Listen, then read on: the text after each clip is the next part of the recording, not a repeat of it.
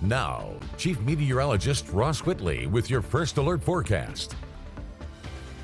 Some showers are on the way, but the biggest thing today was definitely the warmer temperatures and the humidity up. That's all thanks to the dew point, so feeling the moisture. It's not going to last. If you like the colder air, it's coming back. And if you want something that's near average, we're going to get that as well. So you got a little bit of both if you like cold or if you like warm headed our way as we go throughout the rest of this week. Pollen count at 3.1, still juniper. That is mainly your winter allergen, that and ragweed. For the most of winter, this is going to be the top allergen as we go on through until we get into spring and we can start to see those grasses and flowers coming back to us. 72 our temperature, 71 in Bluntstown, 70 in Marietta, as well as Defuniak Springs. So many of us did in fact climb to 70 degrees. We're going to hold pretty close to that number as we go through the overnight hours. Can see small craft advisory for offshore waters and some moisture out there, but the boundary has stalled off to our north and west. Models forecasted this to stall a little further off to the south. You can see some showers on that actual surface boundary, and we may see that fill in a little bit more overnight tonight and as we go through the day tomorrow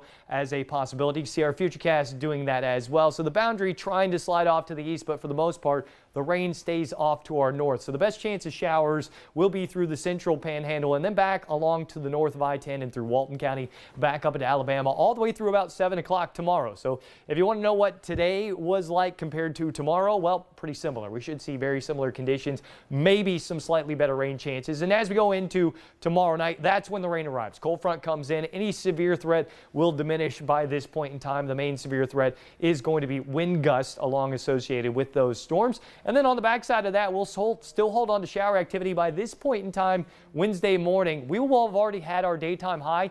Temperatures will be crashing. It will be cold, it will be breezy, and it will be wet through the morning hours. Thankfully, we should see the sunshine by the afternoon. That might help us a little bit, but temperatures are probably going to be in the 40s and 50s all day long on your Wednesday, so a pretty nasty day in the forecast. Futurecast here again through the day tomorrow, not much. As we go to tomorrow night, that's when we're talking about the potential for 1 to 3 inches of rain to work through the area. And again, isolated severe risk mostly concentrated on the western half of the panhandle tomorrow ahead of the frontal boundary. Once the boundary comes in, that's when we cool things off. We'll clear things out. Thursday, cold. Friday, cold. But the high pressure system slides up into the mid-Atlantic, and doing so will wedge in that drier air. That'll mean overnight lows, cold, but daytime highs, nice and comfortable. Next chance at a cold front comes in on Sunday.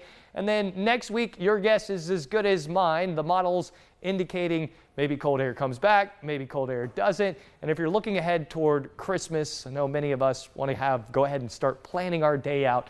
It's still just too far away. If I was going to guess right now, I'd say probably something near average, mid-60s for a daytime high and overnight lows down to the 40s. That's kind of the way the pattern is setting up.